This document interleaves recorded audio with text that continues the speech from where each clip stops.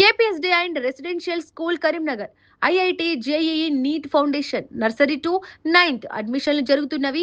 KPS Jagtial road Rekurthi. Phone 8886662925.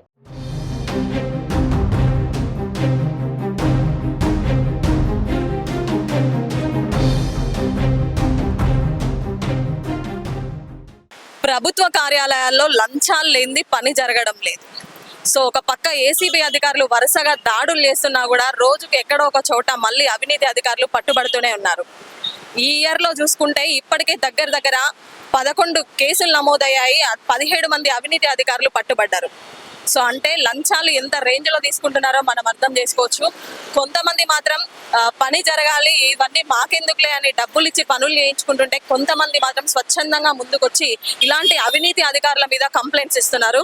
So ACB కూడా ఒకప్పటిలా కన్నా ఇప్పుడు రైడ్స్ చాలా ఎక్కువగా చేస్తుంది. మన ఉమ్మడి జిల్లాలో చూసుకుంటే 2 days బ్యాక్ జగిత్యాల జిల్లాలో చూసుకుంటే ఒక రైతు తన సొంత పొలంలో సాగు చేసిన టేకుని తరలించడానికి ఫారెస్ట్ రేంజ్ ఆఫీసర్ మొయినుద్దీన్ సంప్రదిస్తే 2 లక్షలు డిమాండ్ చేశారంట. సో 80,000 లంచం తీసుకుంటుండగా అవినీతి అధికారులు వల వేసి అతన్ని పట్టుకున్నారు. ఈ ఘటన జరిగి ఒక్కరోజు గడవక ముందే నిన్న ఉమ్మడి కరీంనగర్ జిల్లా సైదాపూర్ మండలంలో ఏదైతే ఒక రైతు తన వ్యవసాయ భూమిని సర్వే చేయడం కోసం అడిగితే సర్వేయర్ దగ్గర 25,000 డిమాండ్ చేసి 10,000 లంచం తీసుకుంటుండగా ఏసీబీ అధికారులు వల్ల పన్ని పట్టుకున్నారు. సో రోజుకొకరు ఇలా ఏసీబీ అధికారులకు పట్టుబడుతున్నా కూడా ఇలాంటి లంచగొండిల్లో మాత్రం ఎలాంటి మార్పు లేదు.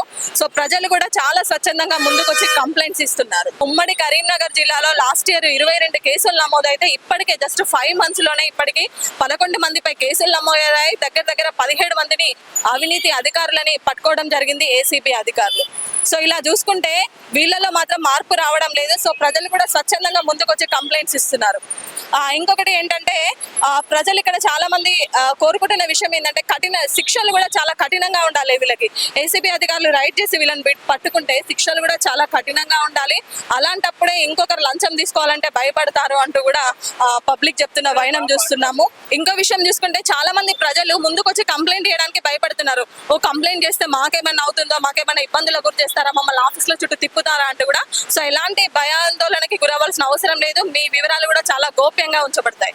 సో ఎవరైనా వెంటనే అవినీతి కనుక మీకు ఎక్కడైనా లంచం అడిగినా ప్రభుత్వ కార్యాలయాల్లో చిన్నదైనా పెద్దదైనా ఎలాంటి లంచం అడిగినా కూడా మీరు వెంటనే టోల్ ఫ్రీ నెంబర్ 1098కి కాల్ చేసి స్వచ్ఛందంగా మీరు కంప్లైంట్ ఇవ్వచ్చు. సో ఏసీబీ అధికారులు కూడా ఇప్పుడు చాలా రైడ్స్ చేస్తున్నారు. ఎక్కడికక్కడ లంచగొండిల గుండెల్లో రైళ్లు పరిగెత్తిస్తున్నారు. సో ఇలాంటి అవినీతి అధికారుల భరతం పట్టాలంటే ప్రజల్లో కూడా ప్రశ్నించే తత్వం మొదలవ్వాలి. సో ప్రభుత్వ కార్యాలయాల్లో ఖచ్చితంగా మనం పని చేయించుకోవాలి. వాళ్ళకి శాలరీస్ వస్తున్నాయి అని వాళ్ళు ఎవరైనా లంచం అడిగినా ప్రశ్నించే తత్వం మొదలవ్వాలి. సో అప్పుడే ఇలాంటి అవినీతి అధికారుల భరతం పట్టొచ్చు. అంతేకాకుండా ప్రభుత్వ కార్యాలయాల్లో పనిచేసే ఉద్యోగులు కూడా వాళ్ళకు జవాబుదారీతనం పెరగాలి. సో పబ్లిక్ కి ఖచ్చితంగా వాళ్ళు రెస్పాండ్ అవ్వాలి. పబ్లిక్ కి పని చేస్తూనే మనకి శాలరీస్ వస్తున్నాయి అనే విషయం వాళ్ళు తెలుసుకొని వాళ్ళలో జవాబుదారీతనం పెరిగినప్పుడు, ఒక పక్క ప్రజల్లో ప్రశ్నించే తత్వం పెరిగినప్పుడు ఇలాంటి కేసులు అనేవి చాలా తక్కువ రావడం జరుగుతుంది.